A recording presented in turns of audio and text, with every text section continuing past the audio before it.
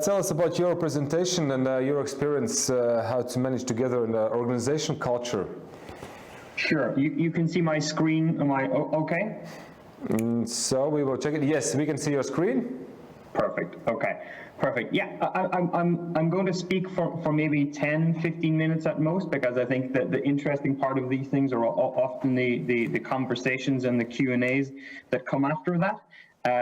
But thank you very much for the opportunity to join this conference and to be with you today. I'm extremely grateful for the opportunity to speak about the progress we have made in Diageo around equality, and especially including our discussion and decisions that we've made on parental leave for our employees. I'm going to talk a little bit about equality in general, but with a little bit more focus on our parental leave policies. In case you aren't familiar with Diageo, we are the leader in beverage alcohol, operating in 180 countries around the world with over 200 brands. And if you haven't heard of Diageo, I'm sure you will have heard of some of our brands like Johnny Walker or Guinness, Smirnoff, Bailey's, Tanqueray, to name but a few. And you might not associate a company or an alcohol company as being a leader in gender equality, but women have always played a key role in Diageo's business. And we've been named amongst the top 25 diverse and include companies for the fourth consecutive year in the most recent Refinitiv Diversity and Inclusion Index, improving on our fourth place from last year. So we're up to number 2, which is good. But I'll be frank, there's still a long way to go in terms of our journey on this issue. Whenever I'm asked about how we've made progress, my answer always comes down to 2 things: ambition and action. A commitment at the highest level to make change happen, and the action on the ground to make that vision a reality. Our commitment to gender equality and equality at work more broadly in the business stems from our view, and I have no doubt that it's shared with the people in this virtual room, is that an inclusive and diverse business is not just a moral imperative, but it's also a business imperative.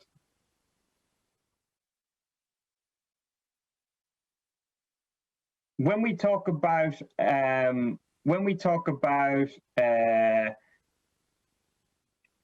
areas that are of critical importance to Diageo in terms of delivering our policies in this area, there are 4 key areas, and I'm not going to talk about all 4. I'm only going to talk about 2 today. But those are leadership, role models, purpose and advocacy, and then industry-leading policies and processes and targets. And for the purposes of our conversation today, I'm going to speak a little bit about leadership, but I'll focus more broadly on our policies around equity, and particularly on parental leave. So around a decade ago, Diageo's executive committee consisted entirely of men. There were no women on our executive committee a decade ago. Now, currently, women make up 60% of our board and 38% of our executive committee. And more broadly, our ExCo is a team of highly successful men and women representing, a large number of nationalities, speaking multiple languages, and have, traveled and had careers all around the world. At Diageo, the starting point for driving change was a clear commitment and ambition from the top: the board, the CEO, and the executive committee.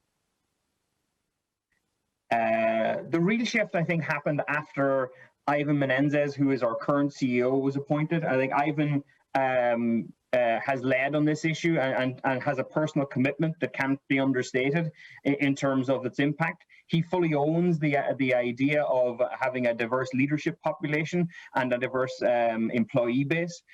Ivan himself is recognized by Management Today, the Financial Times, and Women's Business Council as a male agent for change for women in business. The key thing here is that leaders must own the agenda for a more equal and equitable workforce, and they must take it must be personal to them. And I think Ivan and our executive committee have been extremely successful in doing that.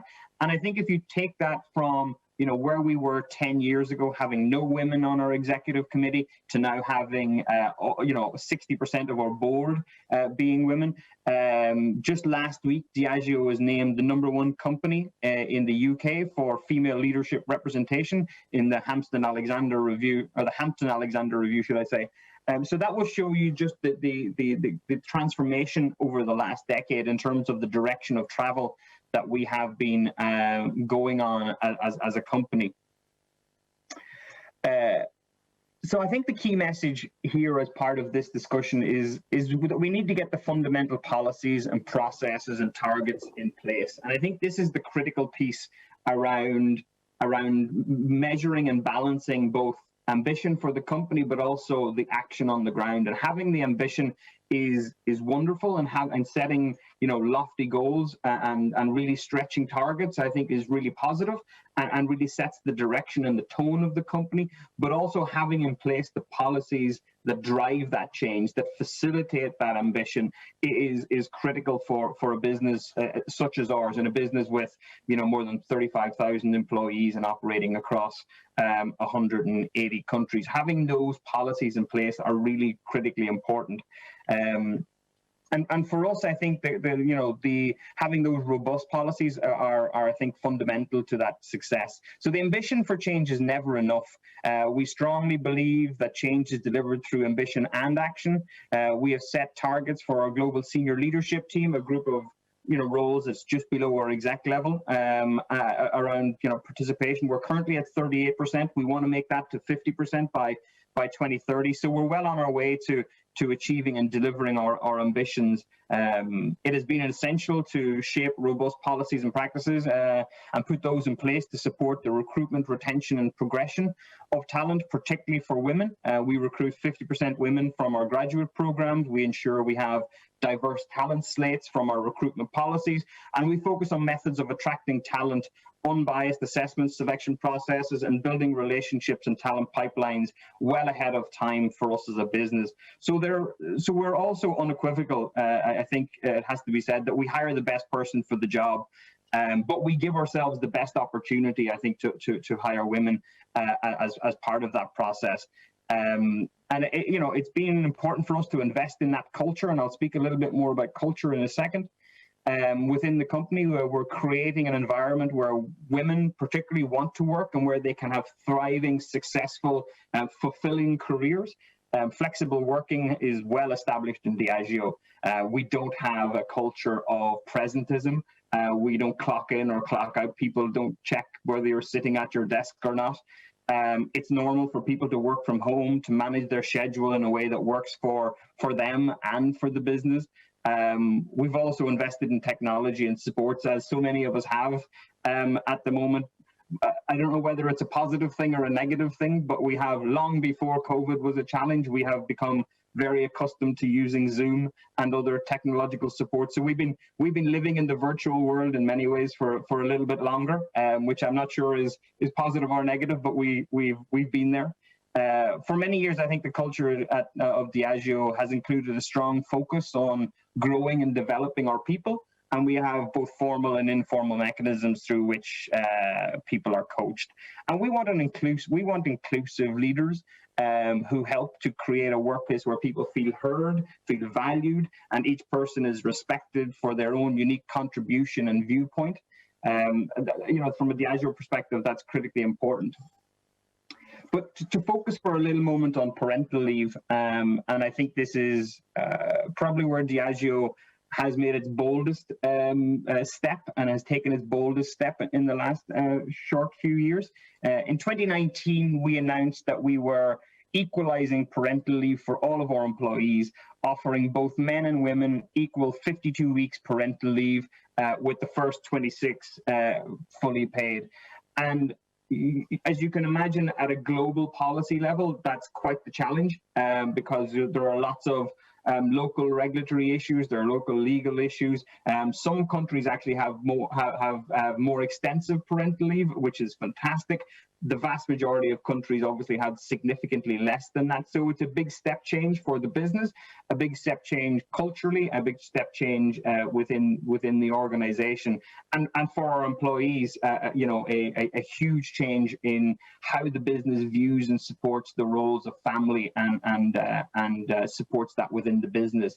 And this policy applies regardless of gender, regardless of sexual orientation, or whether our employees became parents biologically, via surrogacy, or through adoption. We believe that true equality in the workforce requires fundamental changes to a broad range of workplace practices, including a shake-up of policies and cultural norms around parental leave. We've long felt it's important that we change the conversation in business from women having babies to people having children, and the policies, we need to put policies in place that support that conversation and support that practice. Since, if we take Ireland as an example, since we launched our family leave policy in 2019, our employees' use of parental leave has increased significantly.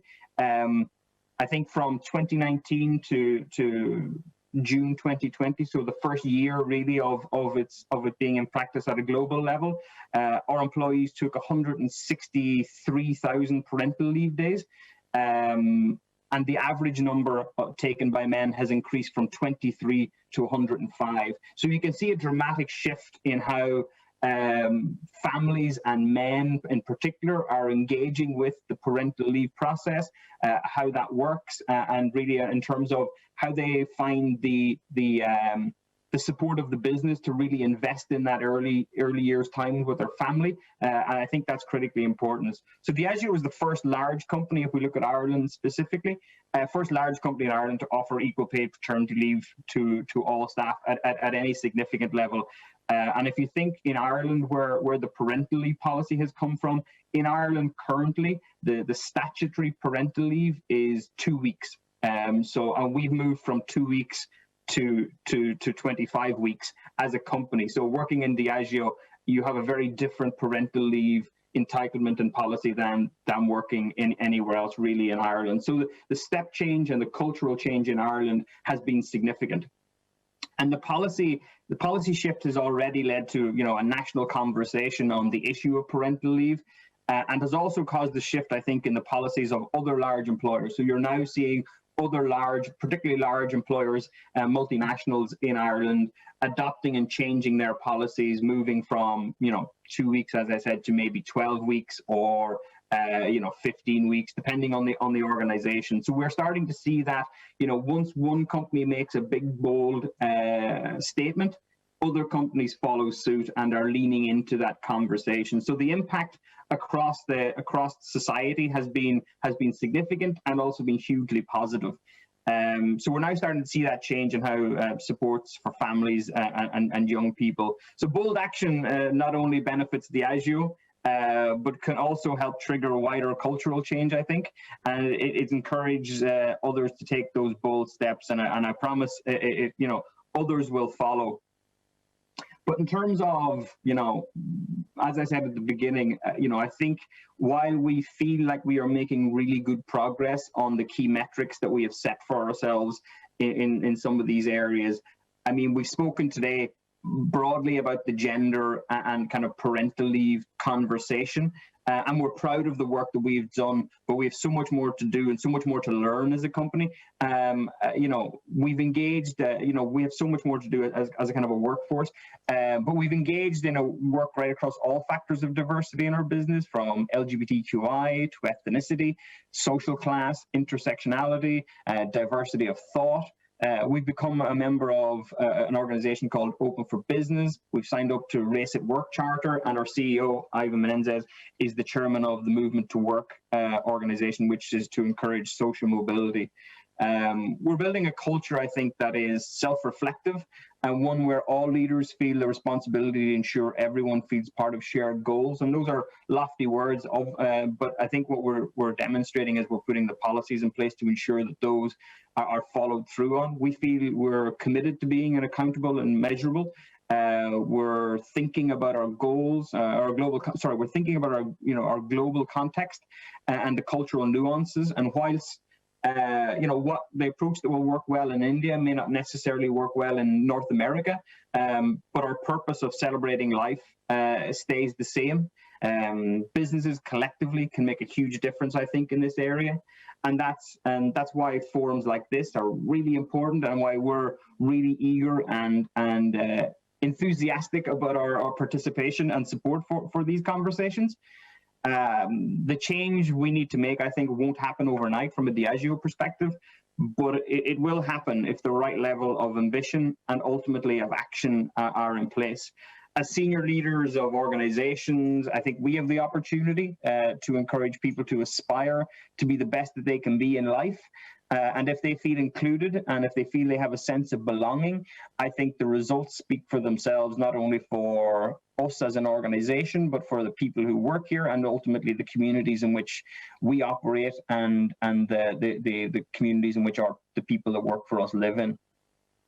So that's all from me, I think. I don't have anything else to share. I'm really happy to have a broad conversation or answer questions or whatever makes sense.